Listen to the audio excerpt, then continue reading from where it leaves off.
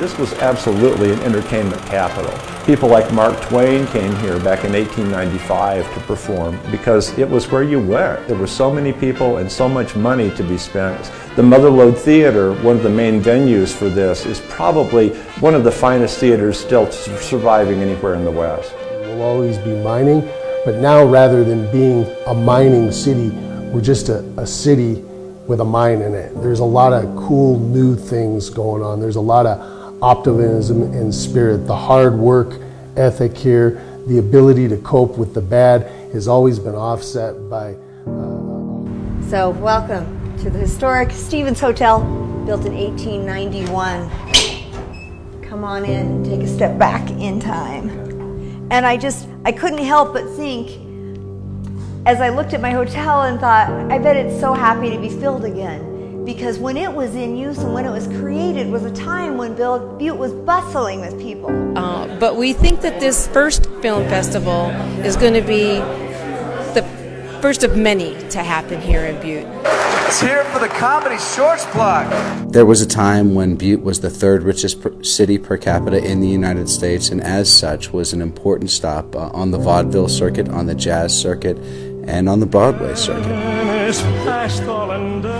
Getting that experience of just seeing so many different people's visions and stuff, and film is a great way to express that because you have all the emotion. And as we create spaces and as we open the boundaries of those spaces, we start performing differently, we start experiencing differently, and things start, I think, change. That's how it happens, right? So creating a new space like this, a new art space, bringing new people here. As an actress, I'm really excited to be able to network with people that are eager to create more film here, and they're really diligent in leveling up their own projects. Being in Montana, it's really tough to get the exposure to indie and growing and leveling up projects for film.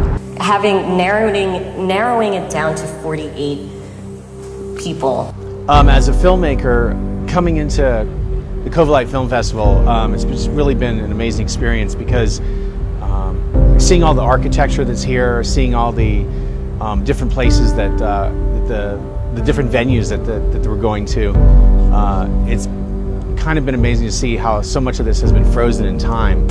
Well, the Pecan was established in 1911. We are the oldest Chinese restaurant in America, over 116 years old, and we've been serving the same food ever since. A combination of Szechuan, Cantonese, and American food. We're cleaning up our past, and it's becoming part of our future with the new jobs created by remediation and restoration of the wastes that were created when there weren't any environmental regulations here. We take that seriously, not just economically, but as one of the headwaters of the Columbia River, and it's just one more thing that makes Butte important in today's day and age. It's not all about history here, it's about our future.